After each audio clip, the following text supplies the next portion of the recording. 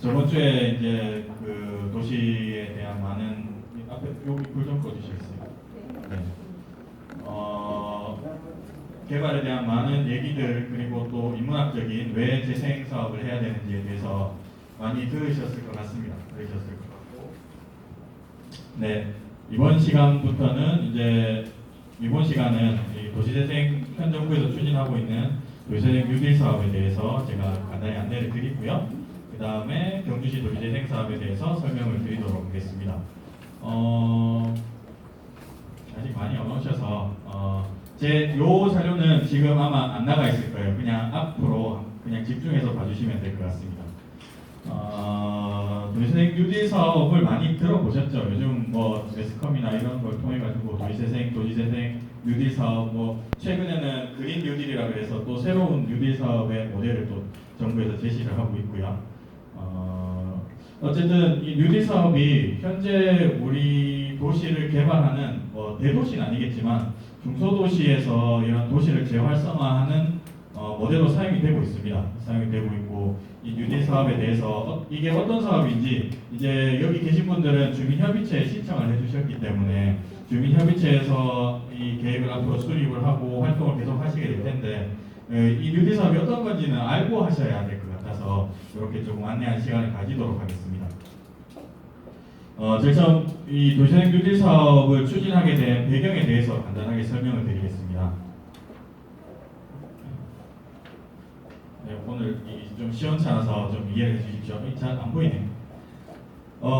이제 뭐 앉아 계신 분들은 다 아시겠지만 2000년대까지는 도시를 개발하고 지역을 개발하는 데 있어서 어떤 신도시를 개발하고 어떤 주거지를 전부 없애고 새로 아파트를 짓거나 아니면 토지구획 정리 사업을 하거나 주거환경 개선 사업을 하거나 하여튼 그런 식으로 전면 개발 방식이 많이 진행이 됐었습니다. 그 이유는 뭐 다들 아시겠지만 저희가 한국전쟁 이후에 국토가 많이 황폐화되어 있었고 그 이후에 산업화를 빨리 겪으면서 시민들이 수도권으로 많이 몰리고 대도시로 많이 몰리는 현상이 있었습니다. 그래서 거기에 맞춰서 도시를 개발하다 보니까 어떤 그 안에 있는 도시만의 어메니티나 이런 것들은 생각하지 않았어요. 그냥 여기가 개발해서 아파트를 지을 수 있겠다, 여기가 주거지로서의 매력이 있겠다라고 하면은 그냥 다 엎어버리고 새로운 주택지를 건설했었습니다. 그래서 그런 사업들이 2000년대까지 주로 이루었고요. 2000년대 이후부터는 조금씩 그 방식에 대해서 많은 의문점을 가지고 또 그런 의문점을 가지게 된 이유가 다들 아시겠지만 이 부동산 시장의 어떤 주거지를 위한 주택 정책이 아니고 그냥 투자를 위한 수단으로 많이 활용이 되다 보니까 그런 부분에 대해서도 많이 의문점을 가지게 된 기간이었습니다. 그래서 2000년대부터 2010년대까지 이런 도시 재생 사업에 대해서 필요성을 느끼는 기간이었고요. 2010년을 지나서부터 이제 본격적인 도시재생 뉴딜 사업이 진행이 됩니다. 그간에 이제 우리가 제가 말씀을 드렸던 그런 도시를 개발하는 패러다임이나 도시개발 방식의 한계점이 있었습니다. 그 한계점은 뭐 보시다시피 전면 철거 사업으로 그 최근에 이제 뭐 이제 전면 철거 사업이라고 해서 아파트 건축 사업을 하면은 거기에 있는 원주민들 있죠. 원주민들이 다시 그 아파트에 입성하는 퍼센트가 몇 프로 정도 될 것 같으세요? 몇 프로 정도? 그러니까 우리 지금 형곡에 지금 아파트 크게 지었잖아요. 지었는데 거기에 살고 있던 주민들이 다시 그 아파트에 들어가서 살 확률이 어느 정도 되는 것 같으세요? 재생은 참여입니다. 말씀해 주세요. 5%, 10%, 네, 2% 같이 안 됩니다. 그러니까 100명 중에 2분 정도만 이제 다시 거기에 사는 거지 나머지 98분은 거의 떠나는 추세입니다. 이게 뭐 전국적인 평균이기 때문에 이게 뭐 중광역 도시나 대도시들은 좀 다를 수는 있지만 중소도시에 오면은 그 현상이 더욱더 심해집니다. 그래서 영세 주민의 내몰림 현상. 그래서 내 집에 내가 한 10평 정도의 집에 살았는데 우리가 재개발이 된다 그래서 얼싸분할하기도 좋다고 재개발을 선뜻 찬성을 했는데 나한테 보상금은 한 2천만 원, 3천만 원 가지고 받아서 이제 여기 다시 살려면 1, 2억을 다시 내야 되는 거죠. 그렇게 되면은 당연히 이분들은 살 곳이 없어서 다른 데로 떠날 수밖에 없는 그런 현상이 많이 나타났고요. 그다음에 그런 사업들을 하면서 실제로 이제 이 주민 만족도라고 하는데 그런 만족도가 당연히 없을 수밖에 없습니다. 오히려 그런 지역을 개발을 해서 이익을 얻고 만족을 얻는 사람은 그 지역에 새로 들어오는 사람들만 만족을 얻는 거예요. 새로운 주거 환경을 만드니까 당연히 주거 환경은 더 좋아졌겠지만 그 혜택을 누리는 것은 결국 다른 데서 온 원주민이 아니고 다른 데서 이주해 온 주민들이 그 혜택을 다 누리게 됩니다. 누리게 되고요. 또한 이제 제 밑에 보면 공동체 활성화라고 하는데 당연히 아까 전에 제가 서두에 말씀드렸다시피 전면 개발 방식을 취하게 되면은 원래 있던 그 마을에 고유한 공동체, 네트워크, 우리 흔히 말하는 개도 포함이 됩니다. 예전에 얘기했던 그런 문화들이 이 사업을 통해서 와르르 다 무너지는 겁니다. 다 뿔뿔이 흩어지겠죠, 당연히. 뿔뿔이 흩어지게 되면 사람이 떠나면 당연히 그 안에 있는 많은 커뮤니티나 모임들은 와해가 됩니다. 예. 그래서 이제 이런 공동체 활성화의 부분에 대해서는 많이 이런 개발 방식이 한계점을 보였다. 이거는 아까 전 시간에 센터장님께서 말씀을 해주신 것 같은데 한 번 더 설명을 드리면은 이제 우리나라는 다들 아시겠지만 저출산, 고령화, 저성장에 이제 접어들었습니다. 이미 심화가 돼 있는 상태고요. 저출산 문제에 대해서 심각하죠. 경주시도 심각하게 느껴져야 되는데 아직 아무도 심각하게 느껴지지 않는 것 같습니다. 예를 들어 볼까요? 청양고추로 유명한 청양 아시나요? 청양.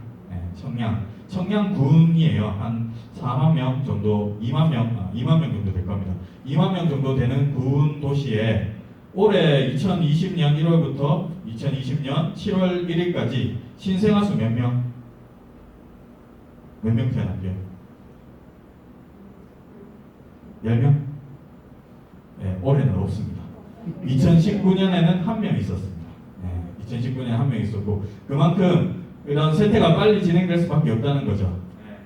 더 이상 근데 그거를 또 누구로 탓을 할 수는 없는 거죠. 사회 분위기나 육아가 힘든 상황에서 아이를 떠나라고 하는 거는 말도 안 되는 것 같고 어쨌든 지금 사회 분위기는 저출산의 시대에 들어왔다. 그리고 고령화는 다들 아시겠지만 이미 2015년에 고령화 인구가 한 10%, 15% 정도 됐고요. 2030년 정도 되면은 인구의 한 5분 중에 2.5인, 10분 중에 2.5인은 고령화 시대로 접어들었습니다.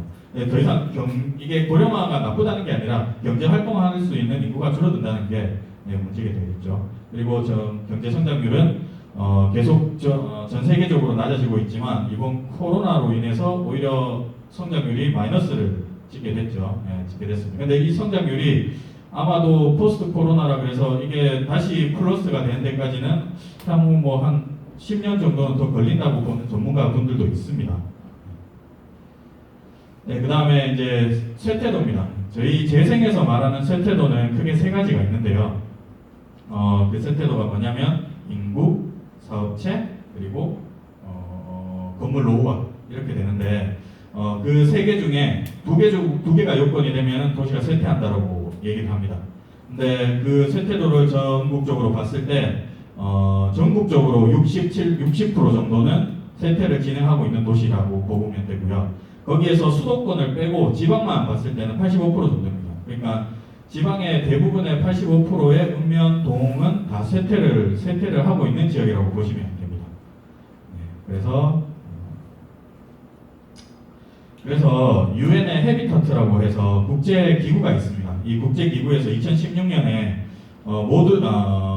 모두를 위한 도시라고 해서 요 세 가지 원칙을 정했습니다. 그래서 도시가 지속적으로 발전하고 친환경적으로 발전하기 위한 세 가지 원칙을 발표를 했는데 그 첫 번째가 사회적 다양성 및 평등한 접근성입니다.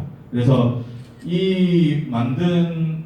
우리가 조성한 이 도시가 누구도 소외받지 않고 누구나 우리가 만든 모든 유유무형을 누릴 수 있는 도록 해야 된다는 게 첫 번째 원칙이고 두 번째 원칙이 경제 지속 가능성 및 포용성입니다. 그래서 지속 가능하고 포용적인 도시 경제를 보장한다. 세 번째는 환경적 지속 가능성이라고 해서 환경적 지속 가능성을 보장한다. 이 세 가지를 국제기구 유엔에 가입된 196개국이죠. 6개국이 여기에 동의를 하고 한국도 한국 유엔 헤비타트라고 해서 지구가 있습니다. 국제기구인데 거기에서 이 사업들을 진행을 하고 있습니다.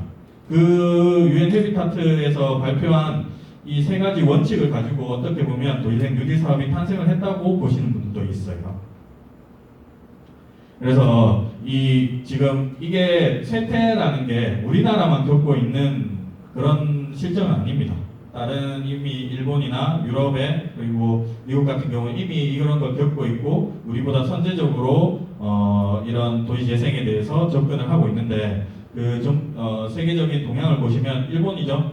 이시국 나라라고 하던데 어쨌든 네, 일본에서는 축소 도시라고 해서 도시를 더 이상 물리적으로 팽창을 시키는 게 아니라 오히려 축소를 시키는 겁니다. 그래서 사람들이 좀 모여서 살 수 있도록 지금은 다 흩어져 살고 있는데 그분들을 이쪽에 계시는 분들을 최대한 도심안으로 넣어서 도시를 작게 만들어서 그 안에서 커뮤니티도 형성하고 도시 삶을 누릴 수 있도록 그렇게 만들어주는 게 일본의 가장 큰 정책이고요.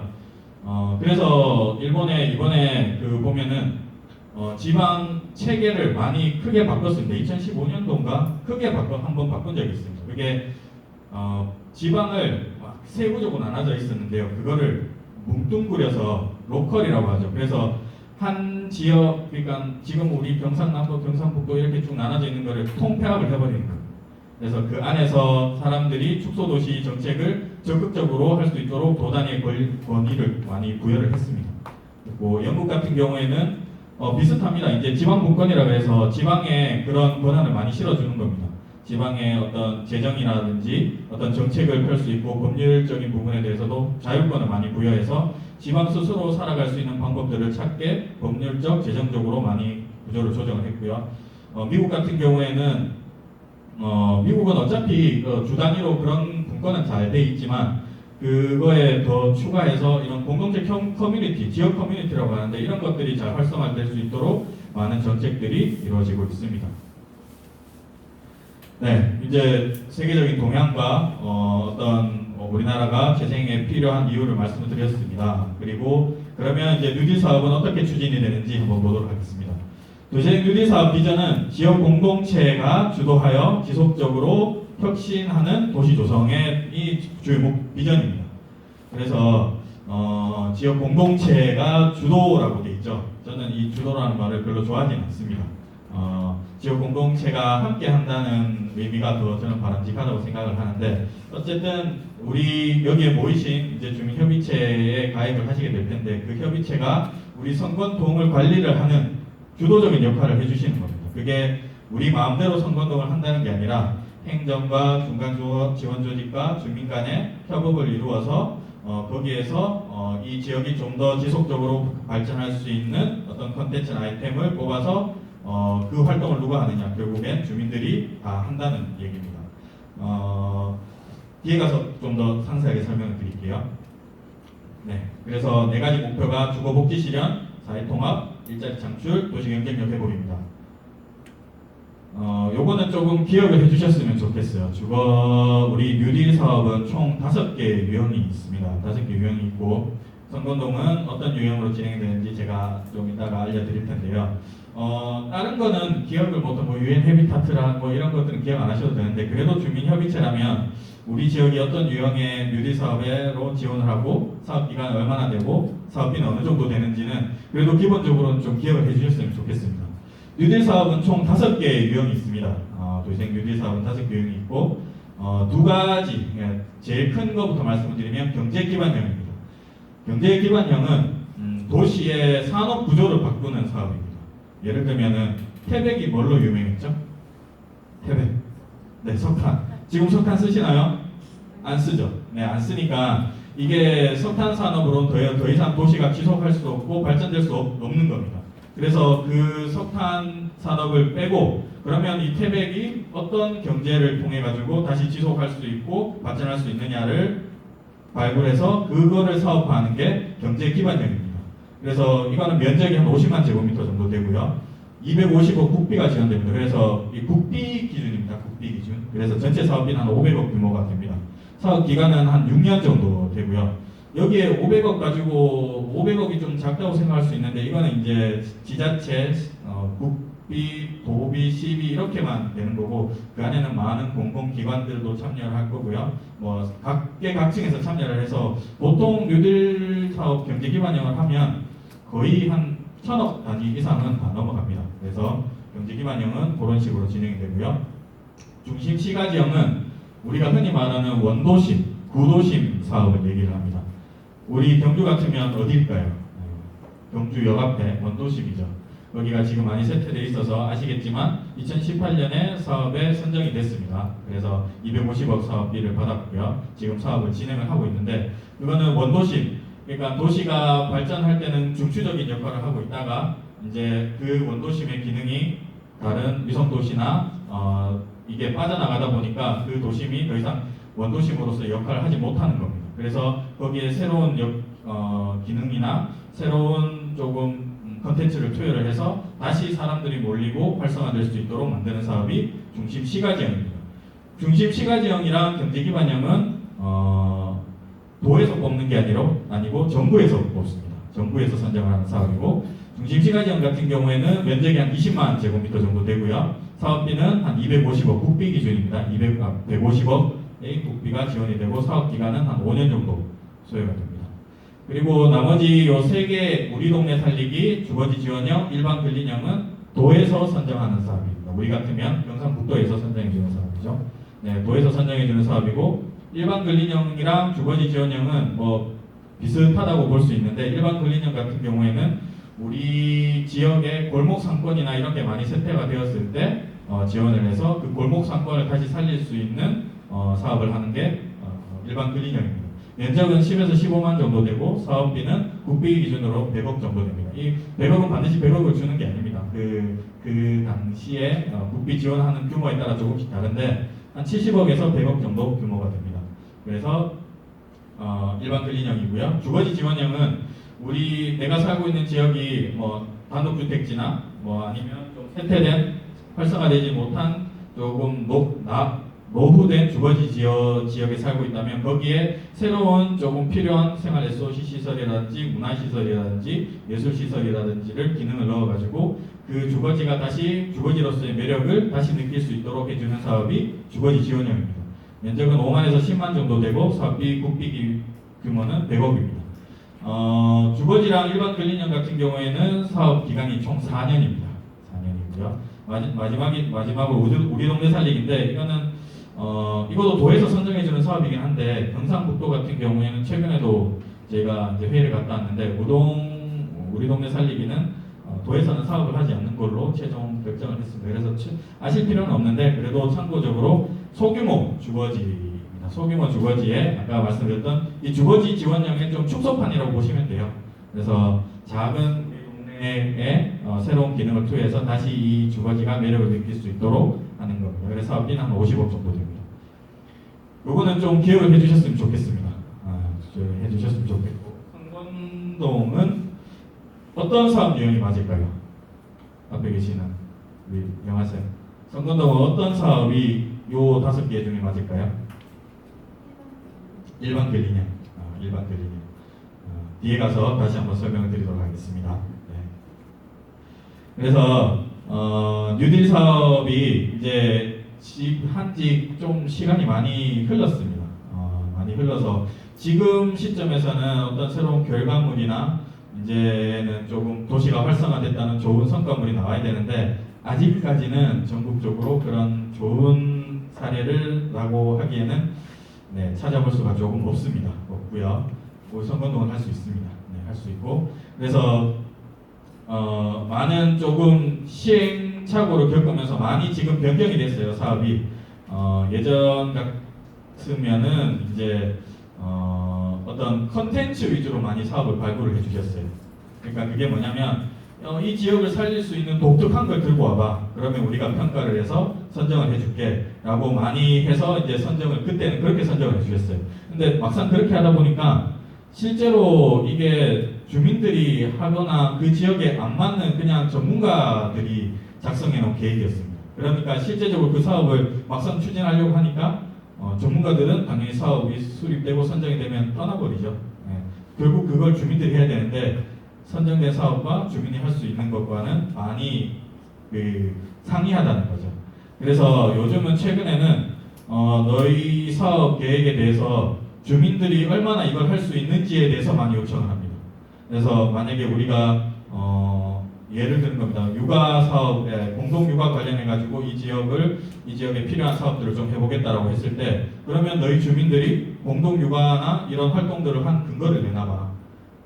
주민들이 얼마나 모여서 얼마나 많은 활동을 했는지 그리고 얼마나 많은 주민들이 참여를 해서 예를 들면 어떤 사업을 해봤는지에 대해서 근거를 제시해라. 이렇게 많이 바뀌었습니다.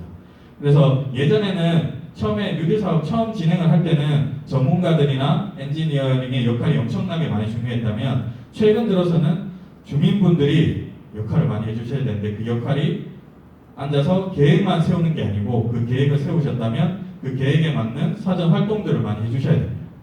네, 그렇게 많이 바뀌었다는 겁니다.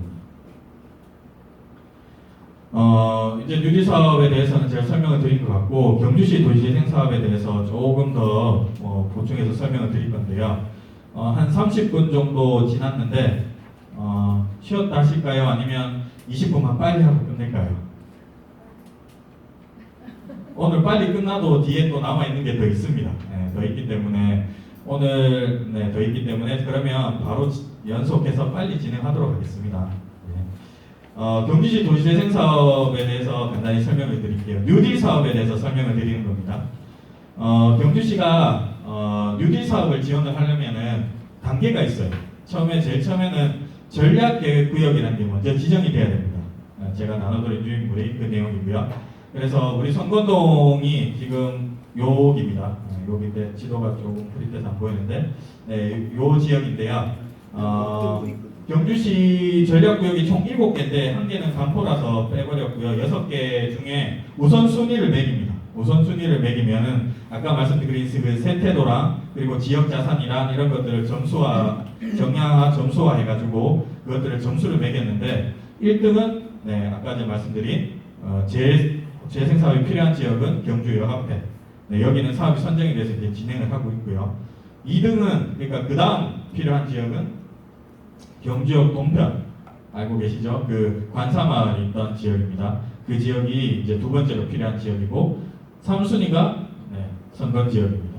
그래서 그럼 3순위면 우리 차례가 아니네라고 하실 수 있는데 2순위는 이제 오늘 최종 이제 저희가 계획 수립을 다 했고 내일 저희가 광역에 공모 사업을 신청을 합니다. 그래서 작년에도 한번 신청을 했었고 아쉽게도 떨어졌었지만 올해 다시 한번 도전을 하는 거고요. 그래서 여기는 2개는 사업이 진행을 되고 있다고 보시면 되고요. 그러면 그 다음은 어디냐? 우리 지역입니다. 그래서 우리 지역도 공모가 언제 있냐면은 올해 한 10월 정도에 있을 예정입니다. 그때 그 타임에 맞춰서 저희가 준비를 하고 있고 여기 계신 분들이 10월까지 저희랑 부르면서 함께 얘기하면서 컨텐츠를 만들어 나갈 예정입니다. 원도심 뉴딜 사업에 대해서 관심을 가지실 수도 있어서 간단하게만 설명을 드릴게요. 원도심은 경주역 앞에 여기가 경주역이고요. 여기가 성동시장, 여기가 우체국, 대강 위치 아시겠죠? 그 지역에 250억 사업비가 투자돼서 다시 원도심의 기능을 살릴 수 있는 많은 사업들을 진행하고 있습니다. 자, 넘어가고요. 제목은 2000년고도 경주의 부활이라고 해서 경주가 이게 2000년에 도시라의 수도였는데 그거를 다시 부활할 수 있는 사업비로 250억 사업비가 투자됐고요.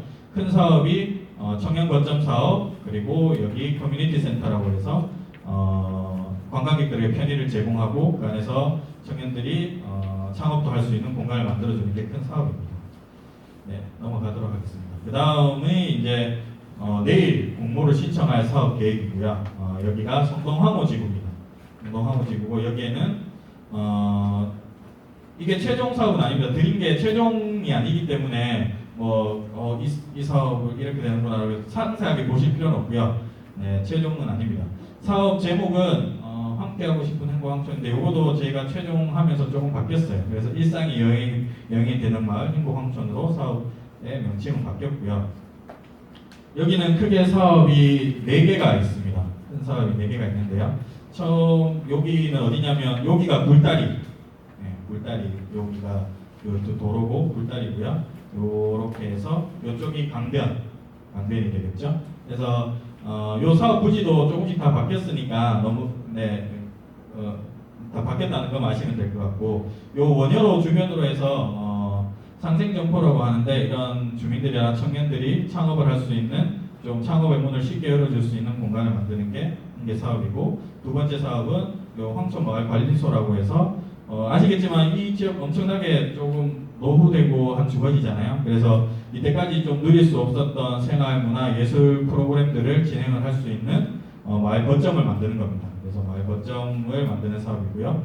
그리고 여기가 공유 카페, 공유 주방, 게스트하우스라고 해서 주민들이 협의체가 지속할 수 있는 게스트하우스를 한번 만들어 보자. 그래서 게스트하우스를 주민들이 직접 운영하고 그 옆에 공유 카페, 공유 주방을 만들어서 게스트하우스에서 오시는 관광객들이 그 안에서 프로그램도 하고 혹은 마을에 행사가 있을 때 이런 주방이나 카페를 이용해 가지고 마을 행사를 진행할 수 있는 공간을 만드는 게 세 번째 사업이고, 네 번째 사업은 이 지역이 아시다시피 주차장이 별로 없어가지고 여기 작은 큰 공간은 아닌데 여기에 황촌문화마당이라고 해서 낮에는 이제 지역의 마을 장터나 플리마켓, 아이들 놀이터 형식으로 이용을 할 수 있게 좀 오픈 스페이스로 이용을 하고요. 야간에는 주차장으로 이용할 수 있는 그런 공간을 계획을 했습니다.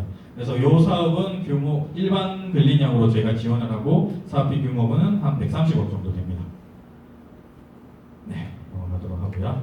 네, 이런 걸 해서 이 사업 같은 경우 아까도 말씀드렸지만 저희가 작년에 주민분들하고 신청을 한번 했었어요. 근데 떨어졌었는데 사업 아이템이나 이런 것들에 대해서는 크게 부족함이 없었는데 다만 거점 매입 부분에서 좋은 점수를 받지 못했습니다. 성건동도 똑같이 그 기준이 적용이 될 겁니다. 요즘은 국토부에서 아까 제가 말씀드렸다시피 주민들이 이걸 해봤냐, 실제로 사업이 됐을 때 이걸 할 수 있느냐라는 증빙과 두 번째 중요한 거는 그래 너희가 이 건물을 지으려는 건 좋아. 그러면 여기에 대해서 시가 부지를 매입했는지 안 했는지, 이게 국유지인지 활용할 수 있는 부지인지 아닌지에 대해서 엄청나게 엄격하게 심사를 합니다. 그래서 그 부지에 관련해서도 엄청나게 중요한 요소를 한다는 거. 그래서 여기에는 그 부지 매입 때문에 떨어졌습니다. 부지 매입이 전혀 안 돼 있었거든요. 그래서 떨어졌었습니다. 네, 그 다음 저희 사업입니다. 여기 위치에 대해서는 다들 제가 말씀을 안 드려도 잘 아실 겁니다. 예전에는 동국대 학교 학생들로 엄청 붐비던 지역이었죠. 그래서 우리 앞에 사거리도 지금도 아직 무슨 사거리죠? 동대사거리라고 하죠. 네, 근데 지금 동대생 있나요? 없습니다. 네, 동대생 없습니다. 그래서 예전에는 그런 동대생으로 대학생으로 인해서 어떤 캠퍼스 타운 같은 역할을 하는 지역으로서 원룸이나 주거지로서도 충분히 사람들이 많이 왕래를 하고 상권도 충분히 살아있는 지역이기도 했었고요. 근데 아시겠지만 이제 석장동이 이제 많이 개발이 되고 발전이 되면서 거기에 양호한 환경의 주거지가 많이 이제 조성이 됐습니다. 그래서 그쪽에 많은 대학생들이 진입을 하고 또 상권도 어느 정도 거기에 생성되다 보니까 더 이상 다리를 건너서 잘 오지는 않죠. 네. 그래서 그 공간을 많이 빠져가 나간 그 공간을 누가 채웠죠? 우리 잘 알잖아요. 네, 외국인들이 많이 채웠죠. 그래서 많이 지가가 많이 떨어지고 이게 그래도 어느 정도 대학생들이 살던 환경이니까 지가가 많이 떨어졌음에도 외국인들이 거기에 들어와서 많이 이제 형성이 된 그런 성건동입니다. 네. 그 지역을 표시를 해놓은 거고요. 아직까지 여기 지금부터 말씀을 드리는 것은 아직까지 확정된 건 아닙니다. 저희가 코로나 때문에 주민들하고 이렇게 자주 만나고 계속 이렇게 안을 만들었어야 됐는데 그걸 하지 못해서 저기 지금도 와 계신데 지금 전문가분들이세요. 전문가분들이 저희 센터랑 행정이랑 같이 어느 정도 그냥 바탕을 한번 만들어 본 겁니다. 정해진 건 아닙니다. 그래서 참고를 해주시고 네, 제목은 정해진 건 아니죠. 다화만사 선건이라고 해서 많은 문화들이 여기 있습니다. 특별히 또 외국인 문화도 들 수 있고요. 그 다음에 연령이 많은 것들도 있고 그리고 아이들도 많이 있고요. 그 다음에 뭐 또 하여튼 많은 분들이 각계각층의 많은 분들이 살고 계세요. 그리고 또 특별히 또 성건동에는 경주에서 땅을 많이 가지신 분이 사는 동네라고도 얘기를 하시더라고요. 그러니까 황성동 이쪽은 이제 땅을 가지고 있거나 이건 아니고 그냥 이제 아파트에 사시는 분들인데 경주에서 그래도 가장 많은 좀 유지를 보유하고 있는 동네가 성건동이라는 얘기도 있습니다. 네, 물론 성건동에 가지고 계신지 다른 지역에 가지고 계신지 모르겠지만 그래서 많은 문화들이 살고 있는 지역입니다. 그래서 다리기의 아름다운 공존의 첫걸음이라고 해서 이 지역의 많은 문화들을 함께 융합하고 함께 뭔가 커뮤니티를 만들 수 있는 그런 사업 중심으로 가보려고 합니다. 그래서 신나게 살기, 다 같이 살기, 바꾸며 살기라는 세부 주제로 사업을 추진을 하고 있고요. 요 사업 계획도 아직 정해진 건 아닙니다. 그냥 전문가분들이 여기를 많이 왔다 가셨어요. 현장을 많이 보면서 이 지역엔 이런 게 필요할 것 같다. 전문가의 시선으로 이 지역은 이런 게 필요할 것 같다. 이런 게 필요할 것 같다. 그리고 저희가 그 사이에 또 다른 기관들이 여기에 참여할 수 있는 많은 기관들을 알아보면서 그런 추진을 했던 사업들도 좀 적어놨습니다. 하지만 여기 있는 거는 아직까지 확정된 건 아니고 앞으로 우리가 만들어 나갈 사업입니다. 만들어 나갈 사업이고요. 다행히 성건동 같은 경우에는 도시락 유리 사업의 마중물 사업이라고 하죠. 소규모 재생 사업이 선정이 됐습니다. 올해 5월에. 그래서 요 앞에 바로 요 앞이죠. 요 앞에 지금 잘 방범되어 있는 부지에다가 이 지역이 살고 있는 많은 외국인 아이들, 그러니까 그 한국 문화를 잘 모르는 외국인 아이들이 함께 놀면서 책으로 놀면서 우리 문화를 배워갈 수 있는 프로그램들을 진행할 수 있는 거점을 만들고 그 프로그램을 함께 할 수 있는 사업이 선정이 됐습니다. 얼마 전에 제가 이제 한 주 정도 됐나요? 저 국토부의 사무관님이 소규모 재생 사업 점검을 하면서 말씀을 하시더라고요. 내년부터는 소규모 재생 사업을 이행을 하지 않은 지자체는 뉴딜 사업을 지원할 수 있는 권한을 주지 않겠다라고 말씀을 하셨습니다. 그래서 다행히 성건동은 소규모 재생 사업을 지금 이제 선정이 돼서 진행을 하고 있기 때문에 설사 뭐 올해 좋은 결과가 아니더라도 내후년이든 제가 계속 이제 할 수 있는 좀 발판을 마련했고 그다음에 소규모 재생 사업을 진행을 하다 보면은 또 많은 분들이 참여도 해주시고 관심을 가지게 되면 자연스럽게 공동체로서의 발전도 할 수 있을 거로 생각이 됩니다. 그래서 성건동 같은 경우에는 그런 좀 플러스 요인이 많다. 많은 기관이 참여해 주시기로 뭐 약속은 아니지만 어느 정도 지금 어느 정도의 얘기는 오가고 있고요. 그리고 소규모 재생 사업을 통해서 주민들이 이렇게 움직이고 있다는 것들도 국토부에 어느 정도 피력이 됐습니다. 그래서 좋은 여건을 가지고 있고 성건동 같은 경우에는 아까 전에 유형은 저희가 중심 시가지형으로 계획을 하고 있습니다. 그래서 사업비 규모가 한 150억 정도 되고 총 사업비로 하면 한 250억 정도 될 것 같습니다. 한